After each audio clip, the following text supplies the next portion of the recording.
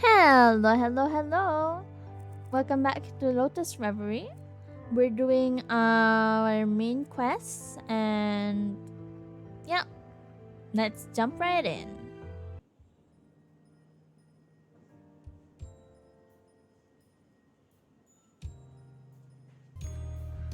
Okay, there's like this main quest with a question mark with an exclamation mark on it. So let's do the one below it first. I don't want to progress things too fast.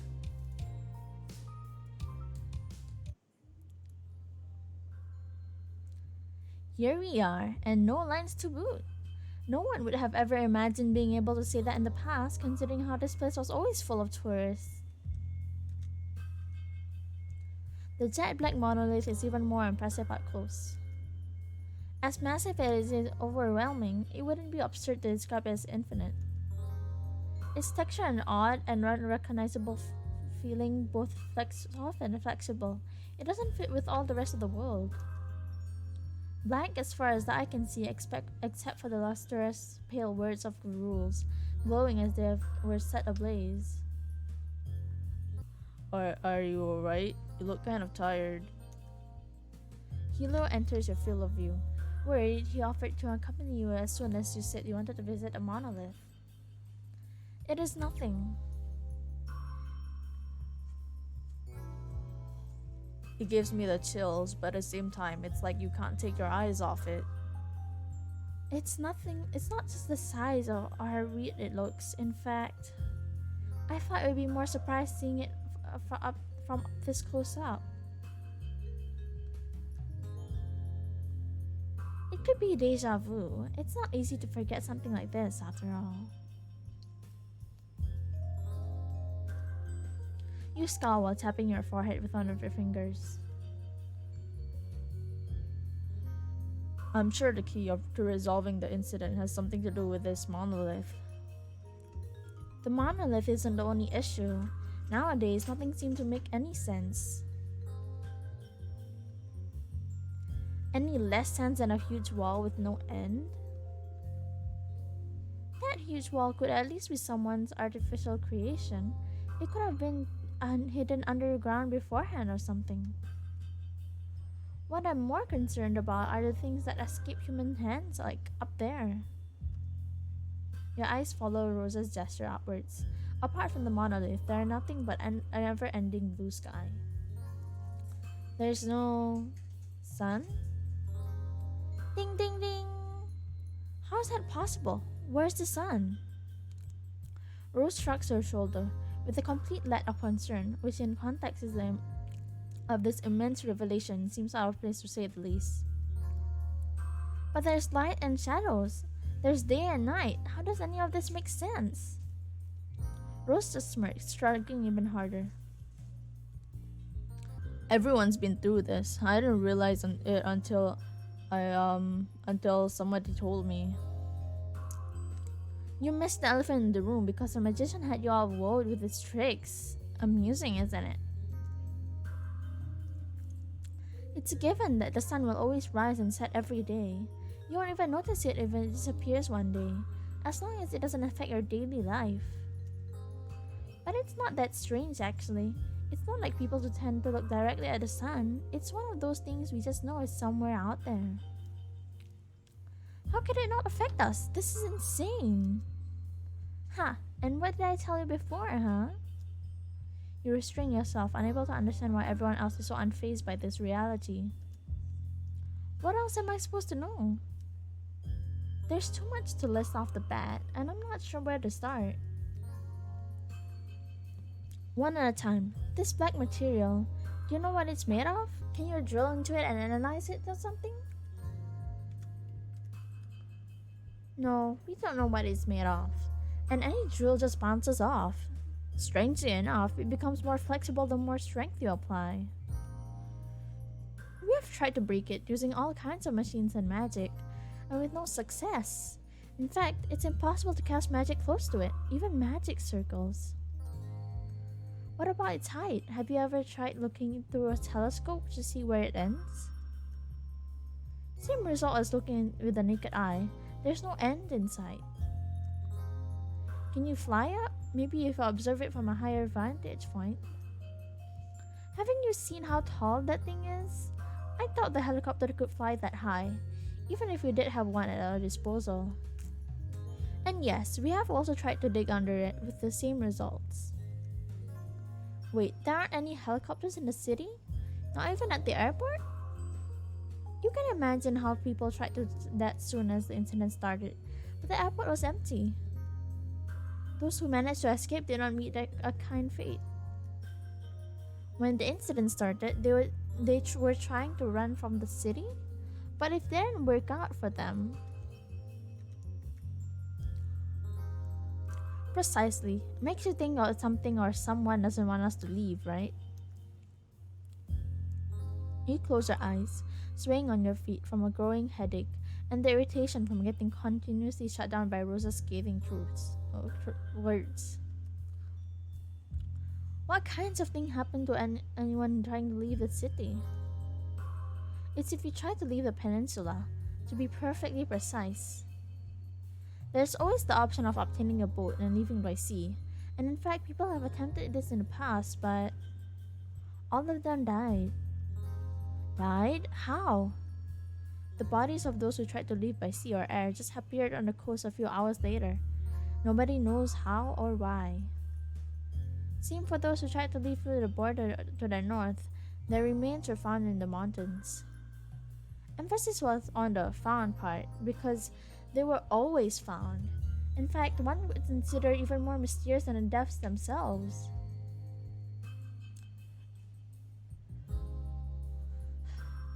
It's impossible to confirm the fates of every person, but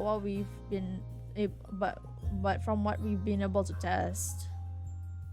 It is our city, our problem. I didn't flee so far just for this. It's not like I'm going to flee now either. The duo dubiously turned our way. You raised an eyebrow, not really sure why they're making those faces. I mean, it seems something or someone is behind all of this. Wouldn't it be right to run away, or even if we could? Who was that while I was talking? There was just a question mark? Now I understand why you consider this a game, especially considering those rules engraved in the monolith. What else do we know about them? Not much beyond what you can read there. They are quite straightforward. It takes a while for a distracted Rose to realize that you're waiting for her to give the usual explanations, and she is startled.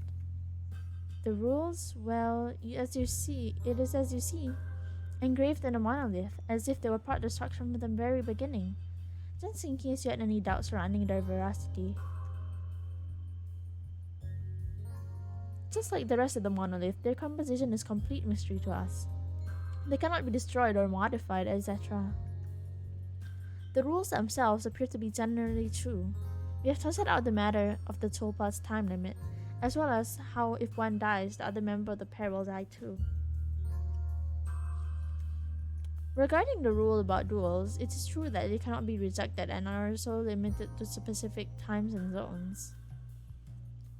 It seems that if somebody tries to escape those limitations, they simply die without any explicable medical cause.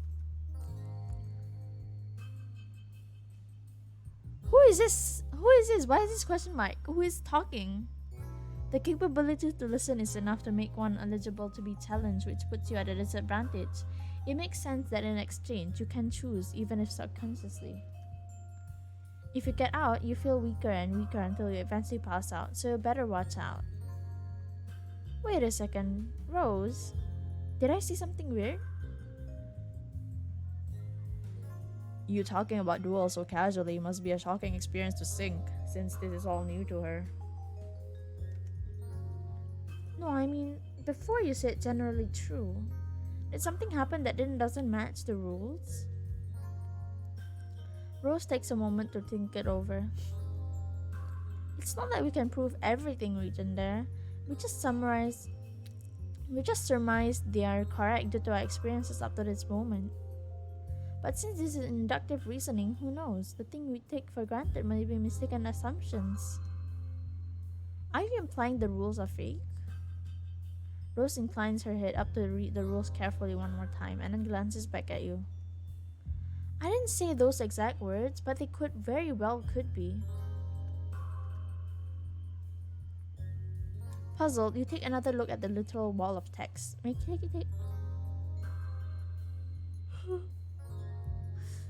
it Puzzled, you take another look at the literal wall of text, taking a minute to look through all the rules again. Rules we cannot prove. Well, for the last one, for sure, that hasn't been tested out yet. When only one Tulpa remains alive and conscious, this competition will come to an end, which will be rewarded with humanity and its wish. This entire game is so a Tulpa can become a human? Another interpretation of the it will be awarded humanity part would be the return of all humans who disappeared. Now is the only time, the most appropriate time to get this thing out of the way so we can re-enter the palace. The nature of the reward doesn't matter at this point. Survival is more than enough reason to make it to the end. And I'm personally more interested in how the incident even happened in the first place. Now for the daily double question. What might explain this odd event? 50 rose points for whomever guesses correctly. Apparently in some kind of game show host mode, Rose points at you with a stunning level of glee and frivolity. If nothing comes to mind, that means at least we'll do a summary to clear the nonsense out of the way. The first option, aliens. It's always fun to use aliens. They're like a wild card that lets us shrug any questions of its unknown alien technology. Less fun is the second theory. This is all some virus made some crazy doctor. To that, all I can say is a virus that doesn't even turn people into zombies or something is not amusing at all. And I can't imagine what a virus would create a huge black monolith right here. Let's see, what else? There's an attack from a foreign country, or maybe this is all an experiment. We're all actually on a deserted island and we're all teleported with magic. The latter is unlikely though, considering magic cannot be directly cast on other people due to how auras work. Next is drugs. Drugs always play an interesting role in this kind of scenarios since they always make a lot of money and create a genuine motive. And of course, there's the theories that we're all dreaming and this is a form of coma, that everyone's memories were erased and we're in a future where the sun doesn't exist, or that this is all just a virtual simulation. Ooh, even better! There's a story that this entire city was built on top of a cemetery and some crazy ritual is going on. Although, if that was indeed the case, it would be better to adopt the darker style and atmosphere. Plus, since I'm the hot girl, I should be dead by now according to the rules set in stone by horror movies. So I think we can discard the hypothesis. I think that's enough, Rose. I got it. You put a hand to your forehead, agitated, while Rose continues treating it all like a joke as if none of this mattered. I have a few more ideas if you'd like. I can just list them to save time. Give me a minute, okay? I'm trying to think. I'm just trying to help here. The sooner we finish this, the sooner we can go back home. For that reason, Enough already, Rose! You raise your voice for the first time. Rose freezes and looks at you, completely stunned. We appreciate it, Rose, but I think Sync really needs to absorb all that information first. There's no rush. She probably wants to take time to ponder over all of this. Just a moment. That's all I'm asking. But that's not necessary, Sync. Listen to me. Rose rests one hand on your shoulder, her voice both gentle and condescending at the same time. If I, with all my genius, haven't figured out myself, why would you all bother at this point? If you dwell on it too much, you're only gonna have a difficult time. That's the last thing we need right now. You knit your eyebrows, peering closely at Rose's big smile. Perplexed at her reaction, you knock her hand off your shoulder aggressively. What's wrong with you? What? I'm just offering to save you some time. Are you even listening to what you're saying? What do you think we all are? Hilo tries to mediate between you two, but is unable to get a word in. Rose waves her hand in bewilderment, stuttering as if she tried to correct herself. No, I meant. Okay, yeah, that sounded really bad. What I wanted to say was that we shouldn't jump into conclusions too quickly. We don't know anything, and I'm sure that much of what we believe we know is also wrong. I'm not taking you for a fool, nor do I want to deceive you. I just want to play it down so panic doesn't spread, and that's the least of my concerns, Rose. Rose looks away, unable to bear the pressure. Forget it, it doesn't matter. You've helped me a lot, so I can't complain either. I know you have good intentions. But the way you said it with the jokes, I understand why you behave like that in the castle, but there are times where it's just too much. It may be me who can't wrap my mind around the idea that the sun is being missing, and the life and death duels, the notion that only a pair will survive and remove this monolith. That's what you think? What do you mean? Do you think the monolith will disappear once this game ends? It's just my guess. That's the impression it gives off, isn't it? Once the incident is over, everything will go back to normal. Yeah, I hope you're right. And an awkward silence followed over the three of you. Rose seems unsure how to resume the conversation and ends up dodging the topic entirely. I think that's all. Anything else you want to know? No, I guess not. Thanks, Rose, and I'm sorry for just now. Don't mention it. I'm already used to your complete lack of sense of humor. Not everyone is as strong as you. I don't know how to take that coming from you, but yes, I get that a lot. Who do you think I... Rose was clearly on the verge of tooting her own horn yet again, but instead she shakes her head and sighs. I should be the one asking you for forgiveness anyway. But this is a one-time thing. No precedents being set here. Got that? No, of course not. You decide to take another walk around the monolith on your own, just in case that'll help you remember anything. After a while, you go up to the structure and touch the surface. You still don't understand what this great back wall is, but the sense it feels is vaguely nostalgic. Almost as if you are somehow able to hear it speak. I won't forget. Startled, you jump and look around.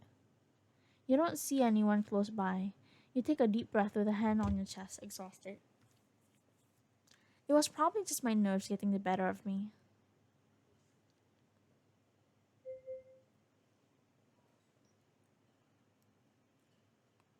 Her reasons as hidden as her figure.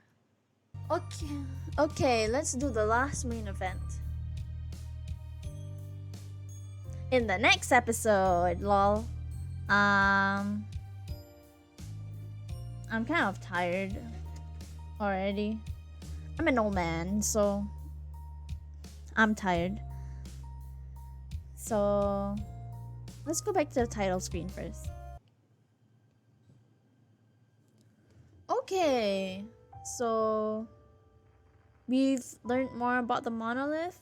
I don't know who the question mark was. Was it supposed to be Rose? It just showed question marks and I have no idea why.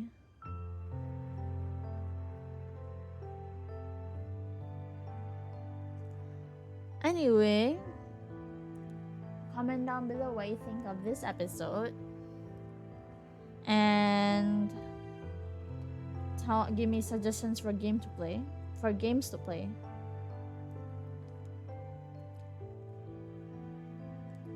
Like if you like, dislike if you dislike, subscribe for more games like this, for more content like this.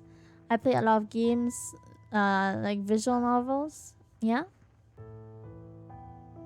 And I think that's all. Thank you for watching and have a good day.